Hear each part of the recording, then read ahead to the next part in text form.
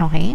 Pero ito guys, mamamanifest nyo itong mga blessings na to kasi nga sabi ko sa inyo, di ba, may mga tutulong sa inyo para magkaroon kayo ng progress, para kayo magkaroon ng movement, ng improvement, mamamanifest nyo itong mga blessings na to mga kapigsi. As in talagang nahahatak nyo siya, no? Nahahatak nyo yung mga blessings, nahahatak nyo yung mga movement at saka improvement. So, manifestation nyo to guys, kaya dapat dito kayo mag-focus, no? Alisin nyo yung mga takot, yung mga duda para mag-manifest talaga to sa inyong physical reality mga kapigsi. Okay? So, imayin-mayin nyo na itong mga blessings na to.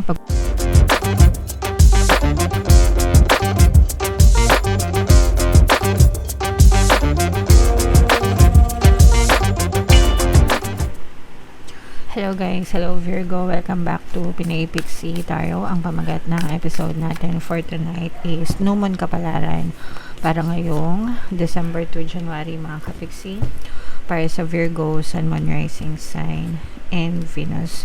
Yung ating New Moon guys ngayong December ay sa December 18, tapos yung next na New Moon ay December 20 pala guys, sorry. December 20, tapos yung next na naman natin ay sa January 18 guys. So, ang reading na to ay para sa period na yan. And ito yung ating moon message para sa inyo guys. Show the world the real you.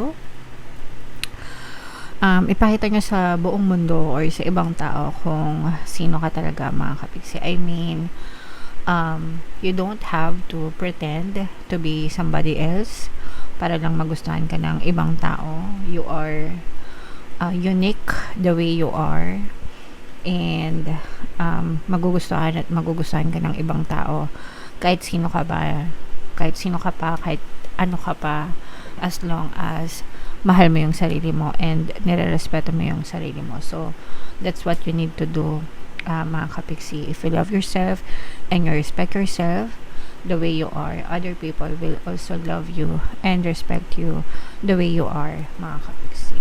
Okay?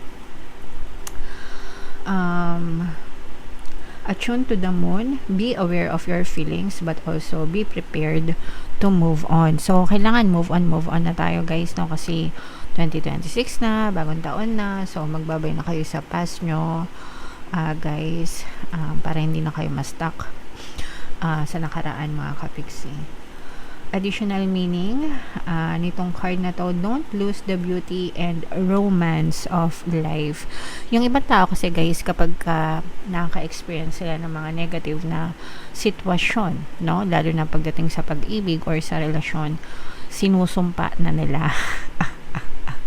Parang natotrauma na, lalo na sa love life, no?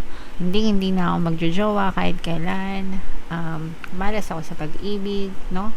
Lahat ng babae, lahat ng lalaki, mandoloko, yung mga ganyan, generalize nila dahil lang sa isang experience nila. So, hindi ganon guys, no? Nagkataon lang na siguro yung first, second, third experience mo sobrang olats, pero dadating din na ibibigay yung para sa iyo mga kapigsi. So, you have to look forward to that.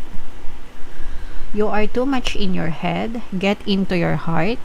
So, eto naman guys, kailangan palaging balanse lang yung puso at saka yung isip, no? Hindi pwedeng mas lamang yung isip kaysa sa puso, mas lamang yung puso kaysa sa isip. Kailangan balanse lang mga kapigsi. Okay? A friend needs you. Be there for them. So, kailangan be there para sa ibang tao, sa mga kaibigan nyo, sa mga mahal nyo sa buhay mga kapiksi.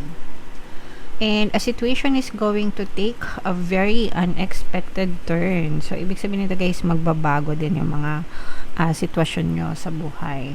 Mga kapiksi, lalo na ngayong bagong taon, 2026 guys. So, kailangan ready kayo sa mga pagbabago na yan. Okay?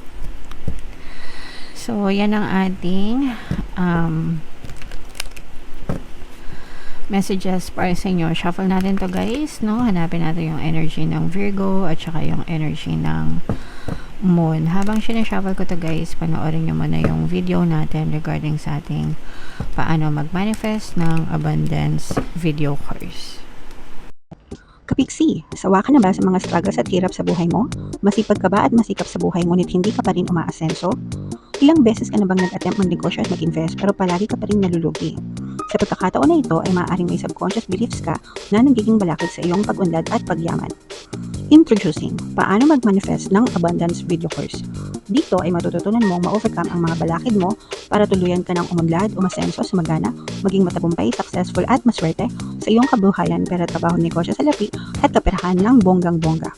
Dali, mag-send na ng email sa pinoypixie@gmail.com at simulan na ang iyong pagyaman ngayon. Alright, so sa lahat ng gusto mag-avail ng course guys, meron tayong paano mag-manifest ng abundance video course, paano mawala ang third party, at magkaroon ng harmonious na relationship, paano pabalikin si ex vice breakup. Sa mga interesado guys, mag-send lang kayo ng email sa pinoypixie@gmail.com. And sa mga naghahanap guys, pampaswerte na lucky charms or lucky bracelet, aventurine tsaka citrine yung recommended ko guys. Ito yung sample. May makikita kayong mga link sa description box. So, tatag natin yung spread nyo guys. Available na yung 2026 kapalaran nyo guys. Punta na kayo sa homepage natin mga kapixie. So this is both positive and negative energies mga kapixie. So tamang-tama yung sinabi sa inyo kanina, no, yung let go of the past mga kapixie. Yung sinabi ko sa inyo kanina na kalimutan nyo na yung past, no? And mag-focus kayo sa present, mag-focus kayo sa future kasi yung iba sa inyo medyo na-stuck pa kayo sa past mga kapixie.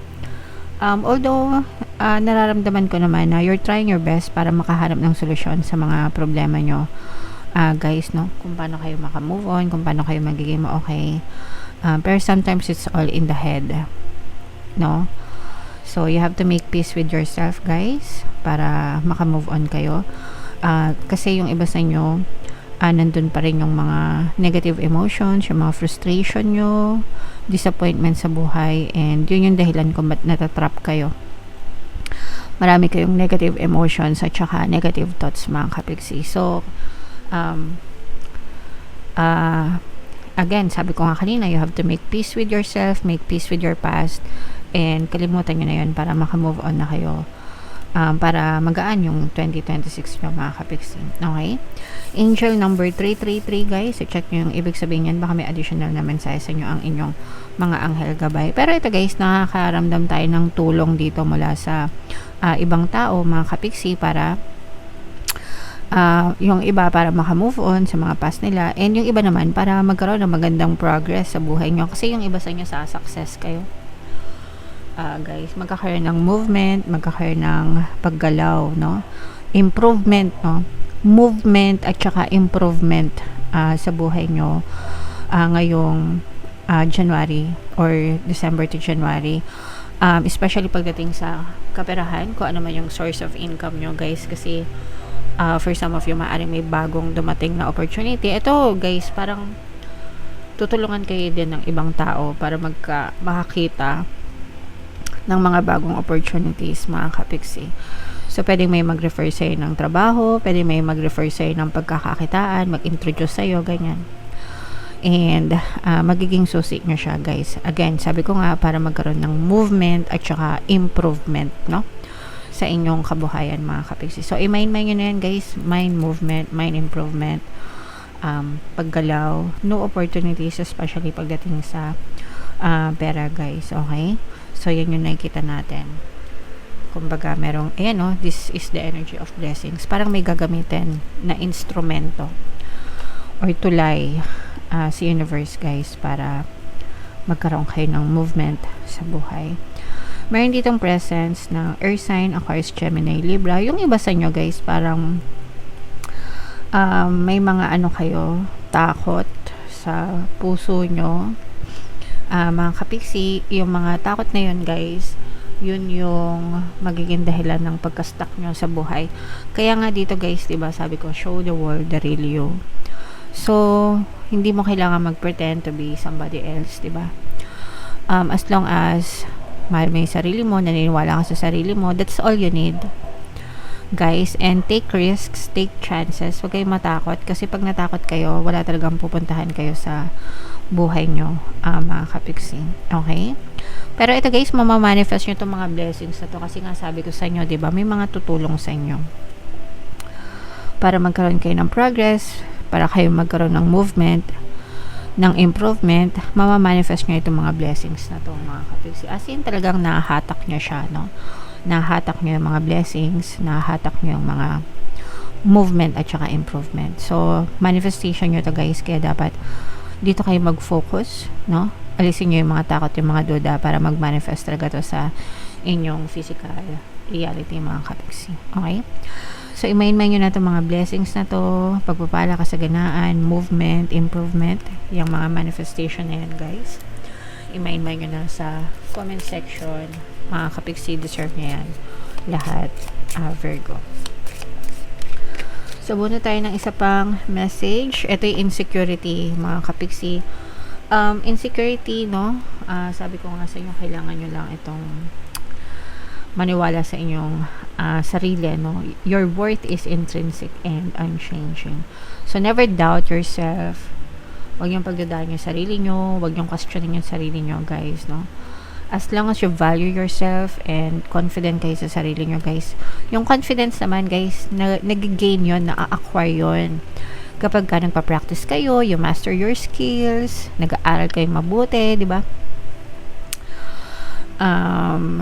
Ginagalingan nyo. So, yung paggaling, guys, nahasa yun. Pag palagi nyo ginagawa yung mga skills nyo over and over again, magiging mahusay din kayo and you will start to believe and you will start to be confident about yourself.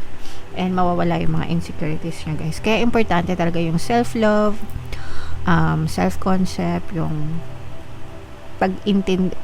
pag-prioritize ng sarili, mga kabiksi. That includes your skills, no? Ibig sabihin talaga ang pinagbubuhusan nyo, nag-i-invest kayo, guys, no? Nag-i-invest kayo sa sarili nyo, hindi lang sa appearance nyo, pati sa kaalaman nyo, no? Smart people are beautiful people, guys, no?